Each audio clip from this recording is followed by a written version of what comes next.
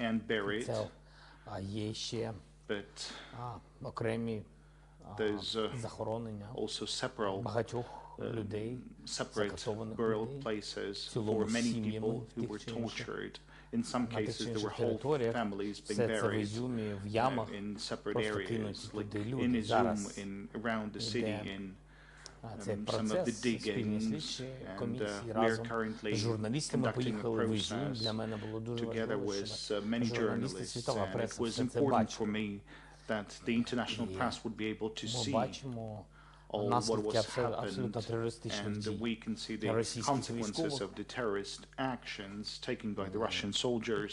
We know that there's a lot of people still buried under the remnants of the buildings that were destroyed by the Russian aviation. There was nothing, the buildings were leveled to the ground, so the search and rescue operations are only starting in this area, and I believe we might be witnessing a massive tortures on the part of Russians, and I don't know how many thousands of people are in fact killed or died in this area. So that is why we are calling upon the whole world, and I believe that we are justifiably requiring,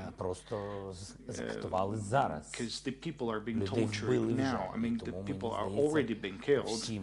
So I think all of us and the whole world and the families and relatives are waiting for an answer to this call to recognize Russia as the terrorist state or state sponsor of terrorism. And I would really like the United States to strictly and strongly respond to that as the leader of democracy, as the leaders supporting Ukraine. And I would like U.S. Congress to support this proposal to recognize Russia as the terrorist state. We're not asking to recognize their people as terrorists, but the terrorists as terrorists. They did that. Could you speak a little bit? I mean, have you actually managed to find hard evidence of war crimes that were committed in the newly liberated areas? And do you think that you are talking about a situation that is comparable to what was seen in Bucha?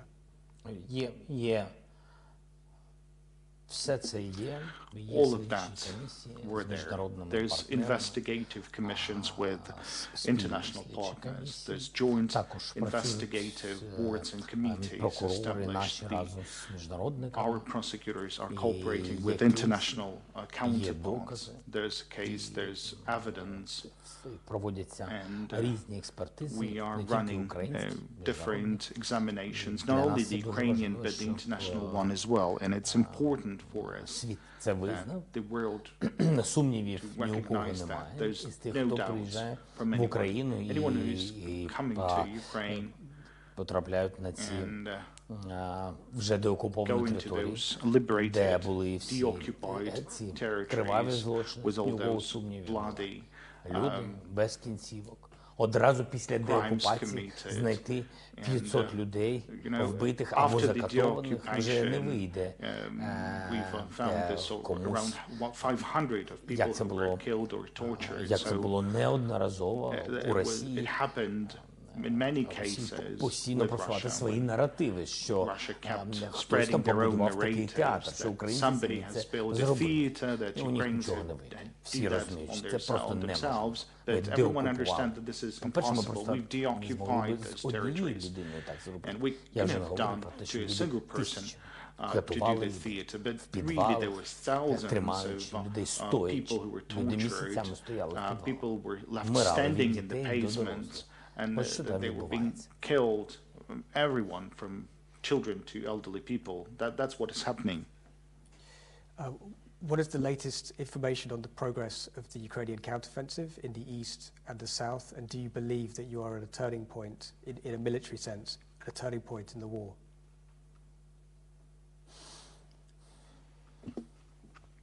Ми чітко розуміємо, що ми робимо. Військові виконують задачі, які до цього були розроблені. Перша операція була виконана. абсолютно в ті терміни, на які всі ми розраховували. Якісь деталі продовження наступу я не готовий оприлюднювати. Ми готувалися, була тиша.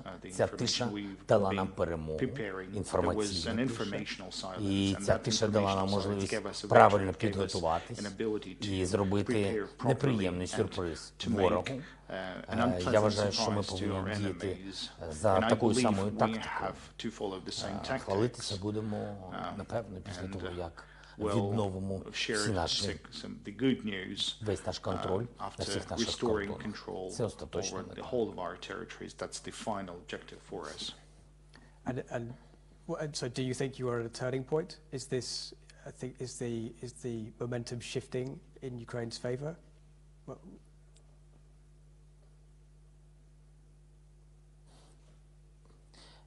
Я вважаю, що у нас був успіх. I believe we had a success. Я б хотів би, щоб він продовжився успіх на полі бою. Він залежить від багатьох факторів, безумовно, від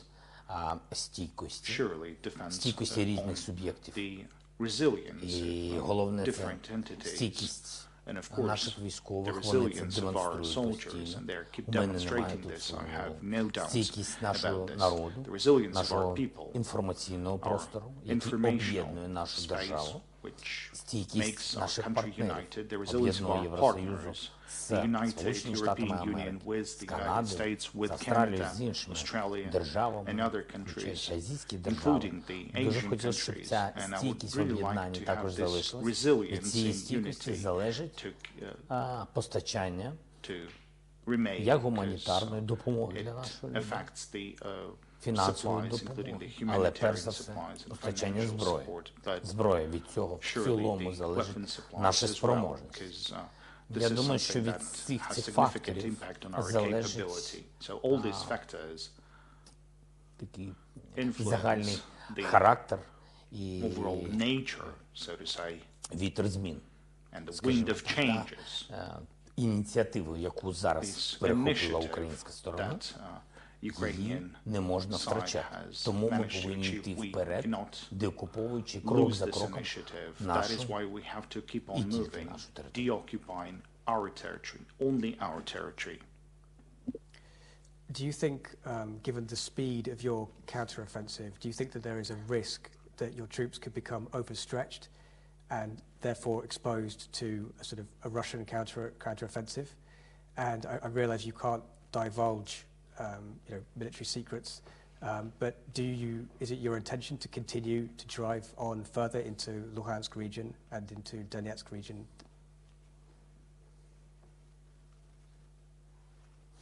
Я не готовий говорити зараз деталі наших пріоритетів, пов'язаних з часом з тією чи іншою операцією. У нас продумані операції відповідні на всій території нашої держави. Що, за чим ми будемо робити, я не готовий комунікувати, але ми налаштовані абсолютно серйозно. Ми розуміємо, що ми будемо робити.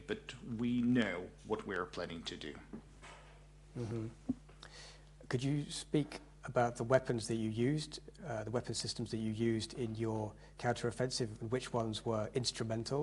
And could you also describe if perhaps what role the West had, if any, in the counteroffensive? Was there, for instance, intelligence sharing or any kind of cooperation or coordination in terms of planning?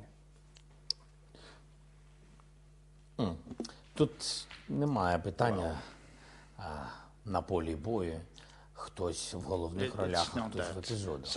Ні, кожен виконує свою задачу. І іноді деякі напрямок зброї, деякі системи важливіші, ніж ті, які дають найбільше ураження. Тому все залежить від виконання завдань. Думаю, що саме ця побудована мультисистема, де ми працюємо і на відстані, і можемо дуже якісно працювати в боях, де окупуючи міста всередині.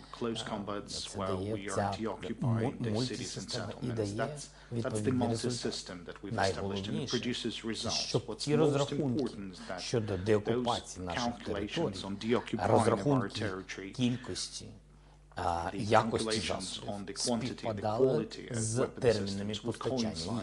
Тому що ви можете почати ті чи інші кроки, рухи, і скажу вам відверто, у нас були такі моменти. Тобто ви можете щось почати, розраховуючи, що все прийде в термін і ви зможете продовжувати згідно вашого плану, а воно не приходить по тим чи іншим причинам. And something got delayed, something there's a license, something there's logistics, there's willingness or lack of willingness. Sometimes there's bureaucratic systems of the other countries. Багато, які можуть спричинити уповільнення процесів. Тому важливо, щоб все співпадало з задумом. Якщо можна про це говорити, чи була якась залученість західних партнерів, чи в плані того, що ми ділилися даними, чи допомагали планувати Ми працюємо, наші розвідки працюють в цілому. Ми працюємо як партнери на полі бою, воюють українці. Could you tell us how many Russian soldiers were taken as prisoners of war during the counteroffensive, and do you think that that will, those prisoners will help you be able to organize some kind of exchange for the Ukrainians held by the Russian side? У будь-якому випадку, скажу вам відверто, у росіян більше наших полонених, ніж у нас російських військових або тих найманців, які працюють за Російську Федерацію, терористів тощо. І тому наше завдання, воно поставлено поповнювати цей фонд. І я публічно говорю про те, що я звертаюся до російських військових. Це правда, це правильно, якщо вони підуть в полон. Ми ставимось до них, згідно Женевської конвенції, ми ставимось як до військовополонених. Наша задача, щоб їх було більше. Наша задача, щоб повернути своїх. І тому задача є щодо поповнення фонду. Скажу вам відверто, ця операція дала можливість цей фонд серйозно поповнити.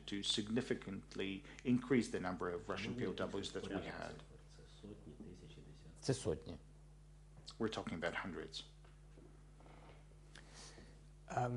We've seen the last few days a series of attacks on critical infrastructure in Ukraine. This happened in Kharkiv, in your hometown as well.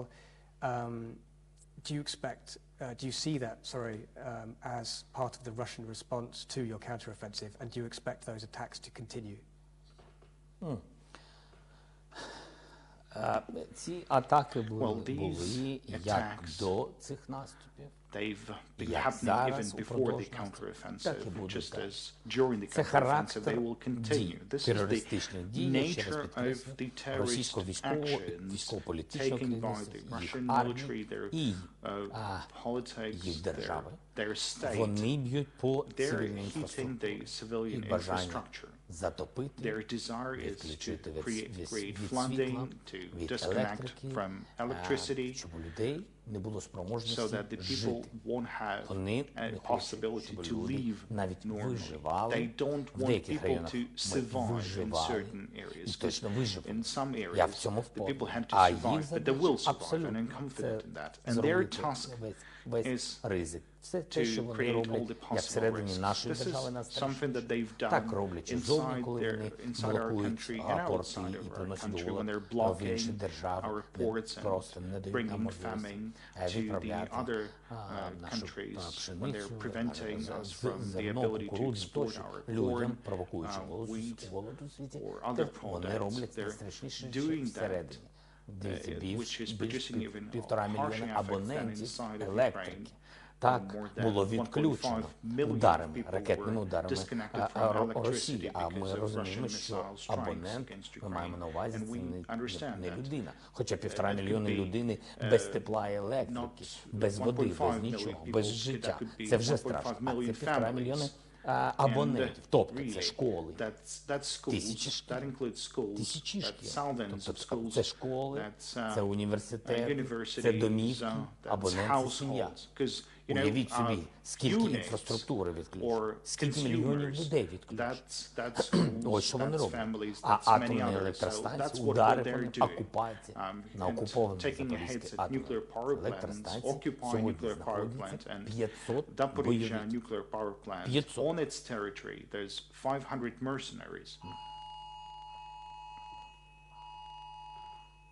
І ми вдячні. Виключно.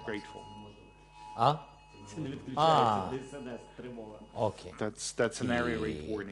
І ось і все. Атомна станція. Я дуже вдячний, до речі, МАГАТЕ за те, що все ж таки вони зробили висновки справедливі, незважаючи ні на що, на те, що Росія тиснула. Вони сказали, що тільки повна демілітаризація. Це те, про що ми постійно говорили, піднімали питання.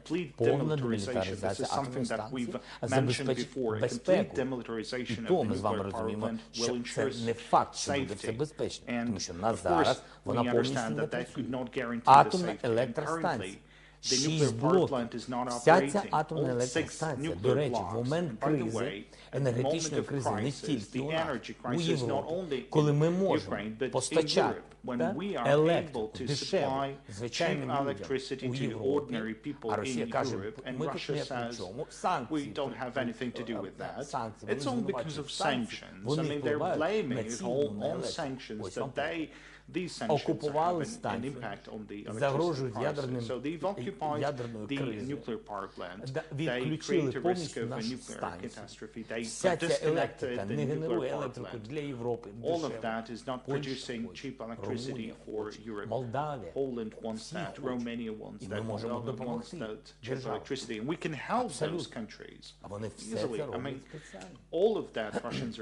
Хто вони? Терористи? Вони і є терористи. Тому ми боремося з тероризмом. That is why we are fighting the terrorism, and I believe that's the right word to use. You talked there a lot about the Zaporizhzhia nuclear power plant. Are you disappointed that the trip there by the International Atomic Energy Agency did not lead to a resolution, or has not yet led to one? Yes. Поки не призвела, я ще раз хочу подякувати, що в цілому це відбулося. Це дуже важливо. Для нас було важливо змінити наратив Росії і показати, що ми хочемо, щоб комісія МАГАТЕ була на станції. Тому ми зробили цей безпечний коридор, і вони доїхали. Єдине, я не задоволений, тому що я вимагав, щоб разом з МАГАТЕ поїхали журналісти. Я просив, якщо ми не довіряємо українським журналістам, якщо ви хочете, ми сказали, окей, немає питань, будь ласка. Хоча я вважаю, що це несправедливо. Це наша земля, це наші журналісти, наша станція. Окей, нехай їдуть будь-які журналісти з будь-яких держав, Європи, Сполучених Штатів, будь-хто нехай всі їдуть. І подивитися, але разом з МАГАТЕ. І вони там побачать техніку, те, про що Росія каже, що там немає ні важкої техніки, ні бойовиків, нічого немає. Я дуже хотів, щоб вони це побачили. І з якої сторони з яких боків прилітали снаряди. Росія сама обстрілювала станцію. І тому я був незадоволений, що журналісти не взяли з собою, і МАГАТЕ до кінця не боролися за те, щоб журналісти потрапили туди. Allowed to go to the nuclear power plant, because that's in the interest of everyone, both us and the IAEA and Russia. If they're claiming there's no risks inside the plants, then what's the trouble? What's the question? But on the overall, the IAEA said that the major principles of nuclear safety, there's 7 principles which are fundamental for the IAEA. They are all being violated by the Russian Federation. That's the conclusion. So now there is a conclusion that there is a need for complete demilitarization of this plant. And we're expecting not only the conclusions, but some powerful steps being made by the IAEA. If I could just take you back then to the counteroffensive, do you think that the last few days and some rapid advances in the Kharkiv region have brought this war closer to its end, and therefore to the possibility that there will be peace again? Рано говорити про закінчення. It's too early to say about the end of this war. I believe it's too early. in general, how do you see this war ending? I mean, you've said obviously that Ukraine will win this war, but could you have any sort of sense about how long realistically this war could go on for? Я вважаю, що на сьогодні я можу 100% акцентувати той факт, що ця війна залежить від термінів, які пов'язані тільки з постачанням зброї. На сьогодні я так вважаю. Пришвидшити такі кроки, пришвидшити допомогу Україні, це значить пришвидшити нашу перемогу. А в іншому результаті цієї війни я навіть не сумніваюся. Your foreign minister has complained that Germany has not supplied more weapons, specifically Leopard tanks and Marder infantry fighting vehicles. Why do you think Germany is reticent, and are you disappointed with the support that they've shown during the war?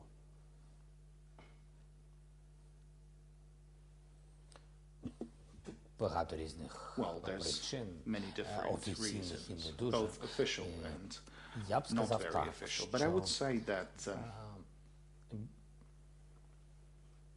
питання броньованої техніки і питання танків у Німеччині викликає постійне, знаєте, таке відчуття їх. Вони говорять, що вони не зовсім розуміють, як це німецька техніка на території України. Розумієте, так? Тобто у них є такий психологічний паркан щодо цієї техніки. Але, ви знаєте, мені здається, що це якась внутрішня проблема. Я не вважаю німців, що їх сучасна німецька техніка тут, яка бореться якраз за правду, вона якраз бореться проти російського фашизму. Якраз вона саме це символізує боротьбу сучасної Німеччини проти російського фашизму. І я не вважаю, що вони зараз мають якусь аналогію з тим, що було у Другій світовій війні. Я про німців говорю. Я вважаю навпаки. Німецька техніка сьогодні для нас – це допомога. Броньована техніка важлива для збереження наших життів. ППО, про яке так довго ми говорили, і нарешті німці погодились, ми чекаємо на Ірістер, на протиповітряну оборону. Це про оборону. Про оборону. Це якраз як захистити наших людей, дітей захистити. Тому мені не... Я зрозумію, про що вони побоюються, але тим не менш... Не треба шукати причини, коли ти хочеш допомогти людям реально, коли ти підтримуєш життя на цій землі, а не навпаки. І тому для нас дуже важлива допомога німців. А вже ж впливає і відкриття постачання танків Сполучених Штатів Америки і інших держав. Вони серйозно могли б вплинути на рішення німців. Я в цьому впевнений. Ми ще очікуємо рішення щодо постачання танків до Сполучених Штатів Америки. Я б дуже хотів, щоб від них і від інших партнерів ми могли б отримати це постачання. Це відкрило і штовхнуло Німеччину вперед в вирішенні цього питання. Але з іншого боку, німці потужна, самостійна держава. І вони дорослі люди. І могли б самостійно вирішувати деякі питання і бути першими в деяких рішеннях. Я б цього дуже хотів.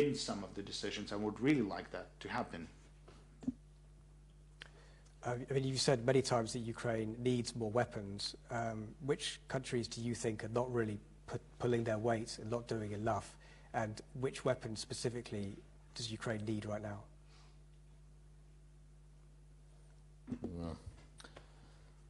Ми б хотіли більшої допомоги від Туреччини. Ми хотіли б більшої допомоги від Південної Кореї. Ми б хотіли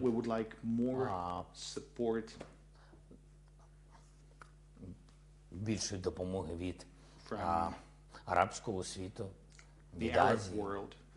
На жаль, ми Ми розуміємо, як би вони могли пришвидшити цю перемогу. Ми це чітко розуміємо, але, на жаль, ми не маємо цієї допомоги. Багато держав стоять осторонь цього процесу, і вони хочуть продовжувати балансувати між нами і Росією, і іноді вони обирають нашу сторону в більшості своїй ці держави, але, розумієте, одними політичними заявами не можна обирати чиїсь бік. Да? Політичні заяви в минулому. Україна воює, це значить, Україна держава прагматична. Якщо ти воюєш, це вже абсолютно прагматичні кроки. Нам треба воювати швидше, щоб пришвидшити перемогу. Кожен день це люди. Розумієте, це люди години. На жаль, вимірюється війна саме так. І ми не можемо просто бла-бла-бла, як нас тепло хтось не підтримує. Нам цього замало. Політичні заяви треба було всім робити більш потужніше до того, як Росія вторгнулася в Україну, до повномасштабного вторгнення. Тоді всі балансували навіть слова. Потім, після повномасштабного вторгнення, не зробивши жодних превентивних санкційних кроків, після повномасштабного вторгнення хтось перестав балансувати, ми вдячні, і стали дуже різкими в своїх словах. Але коли вже вторгнення і війна, слів не треба. Треба конкретно.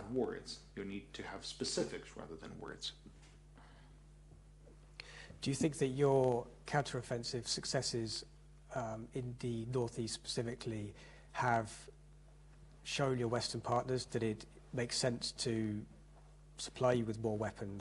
And have you seen any more kind of commitments from the West and from other countries to supply weapons as a result of the counteroffensive? До цього контрнаступу я абсолютно був впевнений, що якщо цього не буде з нашого боку, постачання зброї будуть зменшені. Допомога буде зменшена. Я вважаю, що це дуже важливий крок, який вплинув, а якщо десь не вплинув, то ще вплине на рішення тих чи інших держав.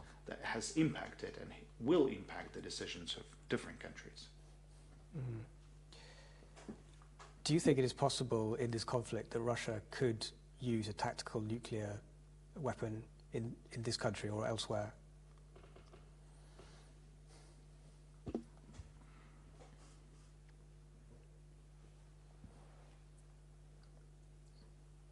Це питання знищення землі, просто початок цього. І я навіть не можу зрозуміти, як можуть допустити спецслужби, розвідки світу, потужніші розуми світу, щоб Росії надати навіть шанс про це думати. І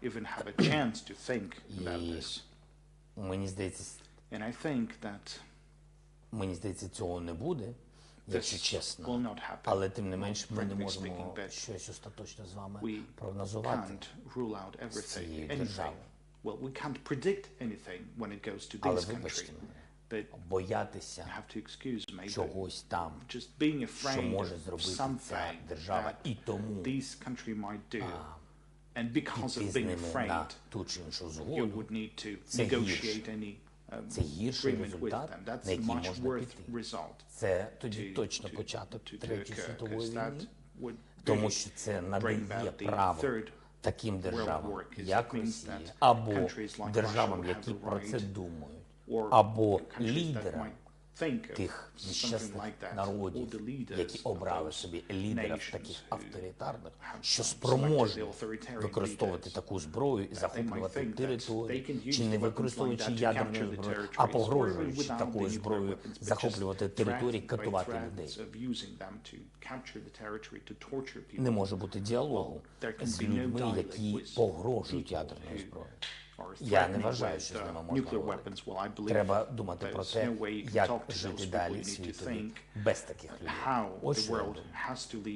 І тому, коли лунають ті чи інші меседжі з російського телебачення, відомих політиків, messages of famous politicians saying that they're ready to use в якому разі, а все, що or після giving preconditions for the use після of these type слів of в якомусь weapons. разі, And після then якихось after умов, the words навіть of далі не these треба слухати. conditions, you Не shouldn't треба listen. аналізувати, треба You shouldn't розуміти, even хто це сказав, analyze. і You need зробити to все, understand who щоб said більше that ця людина and to нікому make нічого не говорила possible і не that this погрожувала. person would Ось що never потрібно be робити світу. speaking again, would never Це be правильно. threatening again. Ти не маєш That's права right. погрожувати You don't світу. have Хто the ти такий? right to threaten the whole Такий world. чи Who така, you чи are? такі? Who are Хто ви you? такі? Так як ви можете Now, how погрожувати could you світу, threaten the whole людям, world, the people, людству в цілому? the humanity on the whole? Безумовно, в таких питаннях Evidently, треба in ставити точку. questions Одразу. like that, you would need to make a full stop. Крапку, вибачте. You've said clearly that Ukraine intends to take back Crimea, but the truth is that there are a huge number of Russian troops there. How and when do you think it will be possible for Ukraine to launch this kind of operation? Жити Україна зможе спокійно, коли Ukraine поверне would be able собі to всю свою leave землю. calmly when І це it абсолютно will правда, return тому all що of its territories. спокійне і That's the впевнене correct життя, way, 'cause розвиток нашої держави, having confident life in він the залежить не development of тільки our від country, зовнішніх it факторів, depends not only від from зовнішніх the ворогів external чи зовнішніх factors, друзів. external Стабільна enemies ситуація в or Україні, friends. The stable situation in це ще Ukraine, й it's внутрішнє відчуття, about this internal внутрішня повага feelings, народу the одне до internal одного, до respect державних of інституцій, nations to one another, to state institutions, до всіх, хто тут to живе. everyone living І це here. дуже важливо. And that's very Жити в мирі important to і, live at peace. знаєте, як сказати, And, в гармонії. how would I Я say вважаю, that? In що для нас harmony. дуже And I важлива believe атмосфера і that характер, for us що у it's нас в important державі, this не менш важливо, atmosphere що and зовні. character Що, inside of до our речі, country. і It's було одним important із факторів what's стійкості happening, з самого початку outside. вторгнення. Because that Всередині was one of держава the factors об'єдналася that і makes стійка. us Цю атмосферу не resilient. можна втрачати. This І atmosphere ця is something атмосфера we буде втрачена, cannot lose. And this якщо atmosphere will ми не be lost відновимо наші кордони. if we won't be не able to відновимо restore нашу територіальну our цілісність. territorial integrity. Тому це буде незакінчена So історія it's і going to be an нескінчена війна. Навіть якщо вона history, an закінчиться, unfinished не war. будуть Even пострілів, не when буде this ще war щось is там. finished, Я не there знаю, will be no не хочу farms зараз про це shot. говорити, Well, тому I що don't know, I не just don't знаю. want to Я talk знаю about одне, this. I just що want війна to say that I know that закінчиться the в war Україні will end остаточно. in Ukraine Спокій finally. внутрішній повинен бути. There has to be Покоління some мають internal знати, на що calmness. розраховувати. The new Гордість generations, they повинна need to бути understand за what they самих can себе. expect. They have to be Поважати одне одного there has to be і pride хочу of жити в one another. Україні. And Я there has за to be неї willingness боровся, to це live зараз in стане. Ukraine. Я I борюся, багато fought людей for the загинули, future of на the жаль, country. Many але people боролися have died, but заради they чого? fight for Ось. what? And that's Ось what відповідь. they've І відповідь fought for. повинна That's the бути answer. And the зрозуміла, answer has to be чітка. clear, has to be understandable. Але до цього питання, Україна в стані повернути Крим? Немає Are you іншого capable шансу. of returning Немає Crimea? шансу. There's no Просто other немає chance. Немає Simply. виходу. There's no Треба other деокуповувати way територію. forward. We need to Так може deoccupy the статися, territories. що 'Cause It may Крим happen that буде the Crimea повертатися would be дипломатичним returned шляхом. Так може through статися і diplomatic means. It безумовно, may happen like that. безумовно, And, люди в Україні, definitely а the вже ж people in більше Ukraine підтримали would дипломатичний шлях support the вирішення. diplomatic way of Що за коло resolving осіб будуть resolving обговорювати this це matter. питання. What sort І of коли це people буде? would be discussing that? Я не When можу this зараз would happen? сказати. This is something that Але I тим can't не tell менш, you at this point. Це But моя думка. still, this is my point. General Zaluzhny has said that Ukraine used rockets to hit Russian air bases in Crimea. Please could you elaborate on how exactly that was done and which weapon systems you used?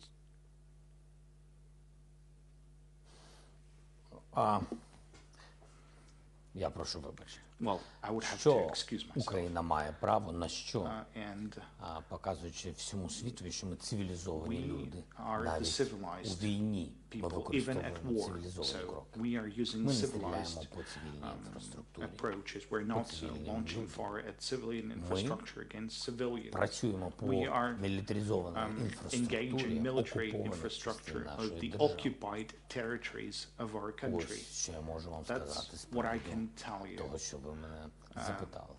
as an answer to your question. Please could we talk a little bit about the subject of collaborators in the newly liberated areas? So this is a very sensitive question. In some cases it's extremely clear-cut probably what constitutes a collaborator, and in other cases perhaps it is not so clear-cut, and perhaps people had very little choice but then to collaborate just for the interests of their loved ones or whoever it is.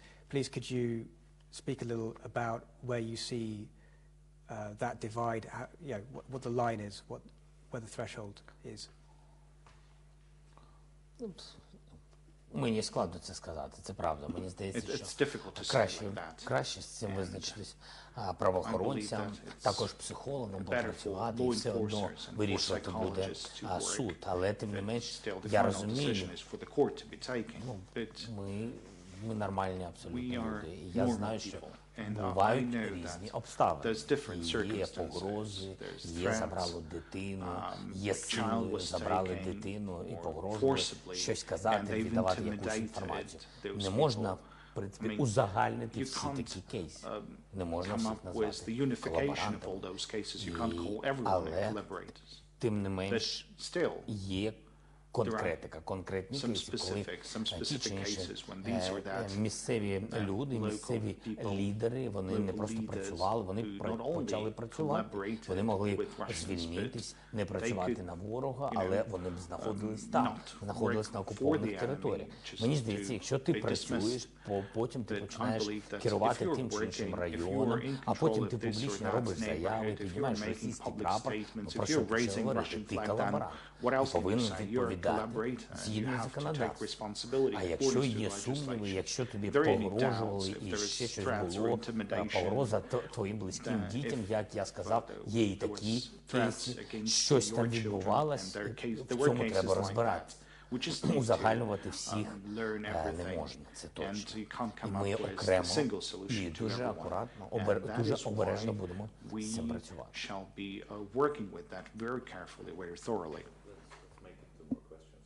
Two more questions?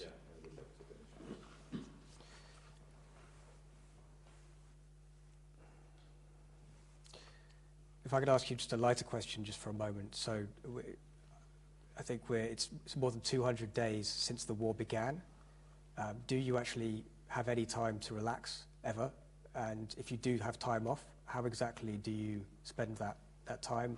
How are you able to, how do you unwind?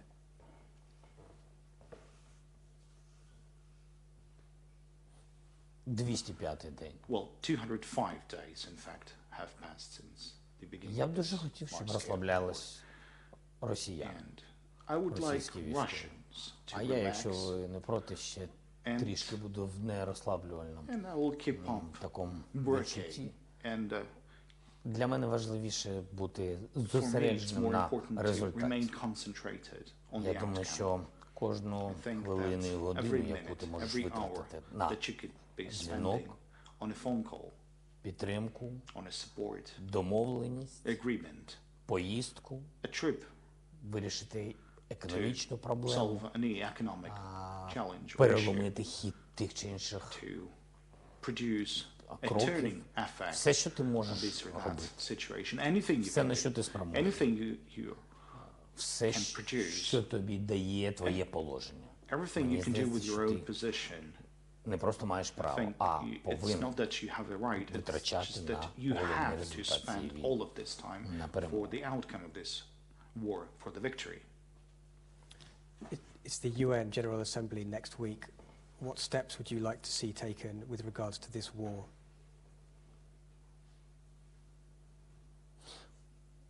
Готуються декілька резолюцій, щось буде прийнято, напевно, щось почнуть обговорювати серед лідерів, буде прем'єр-міністр, буде міністр закордонних справ, вони знають свою роботу.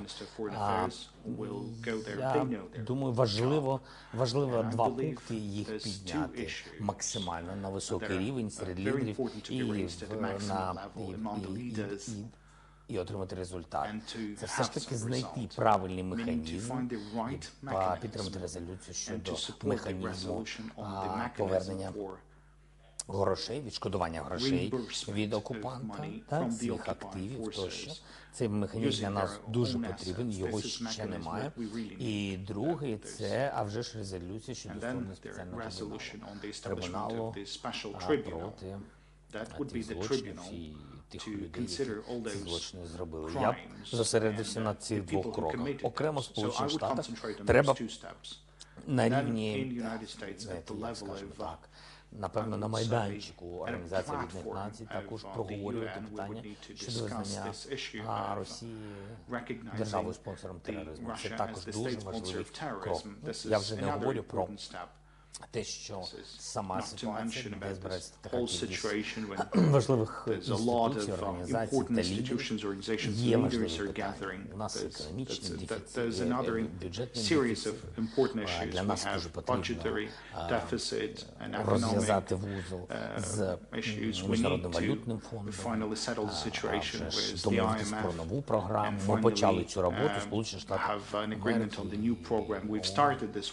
Гарний майданчик. With them, and this is a perfect opportunity in the United States to proceed with that. So there's a lot of issues to focus on, and I believe that those resolutions would be important, and financial support would be important as well.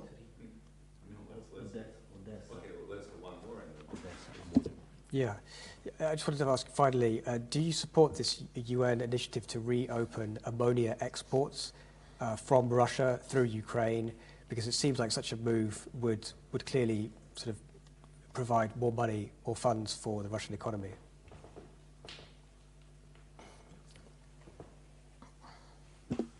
Вибір. Гідність або гроші. It's about the choice, either the dignity or the money, and I would go for dignity. Не хотів би, щоб хтось I wouldn't торгував like і щоб anyone to вони trade отримали російський аміак, скажу вам and відверто. not І to тому receive the в Russian цьому, коли у ammonia. вас є And вибір, whenever you have a завжди, choice, напевне, можна щось think знайти. you can always find something, Якийсь вихід. І я буду some з вами solution. дуже відвертим. And Я I'll be сказав, що very frank with you. я буду проти I would be постачання аміаку against supply з Російської of Федерації ammonia from нашої Russian держави, Federation територію нашої держави. through the Я territory of готовий на це Ukraine. піти, I'm ready тільки to якщо ми proceed with that поміняємо only if we would постачання аміаку change на наших полонених. supply of Організація ammonia to Об'єднаних our Націй я це POWs. запропонував. I have offered this to UN. Thank you very much. Thank you so Thank much. you. Дякую дуже. Дуже дякую. Я петличку запав. Да, я зніму.